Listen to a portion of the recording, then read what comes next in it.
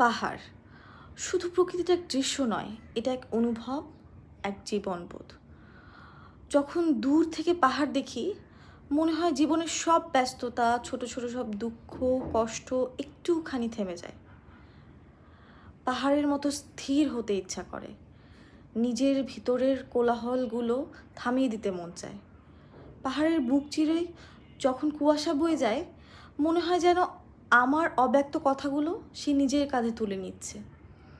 ওই পাখির ডাক, গাছের পাতায় বাতাসের ঝিরঝির সব মিলিয়ে যেন এক স্বর্গেও অনুভূতি বেজে ওঠে।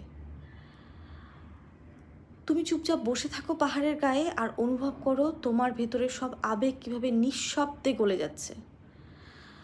পাহাড় শুধু উচ্চতা শেখায় না, শেখায় ধৈর্য। উপরে ওঠা যত কষ্টকরই হোক না কেন, একবার যখন চূড়ায় পৌঁছাও তখন মনে হয় এই তো, সব কষ্ট সার্থক।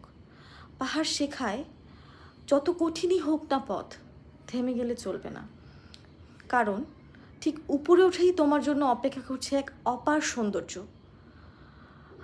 আমি মনে করি পাহাড় আমাদের জীবনের প্রতীক, যেখানে রয়েছে উঁচু নিচু পথ, ক্লান্তি, আনন্দ, ভয় আর বিস্ময়। আর এই সব কিছু মিলিয়েই পাহাড়ের মতো আমাদের জীবন হয় সম্পূর্ণ।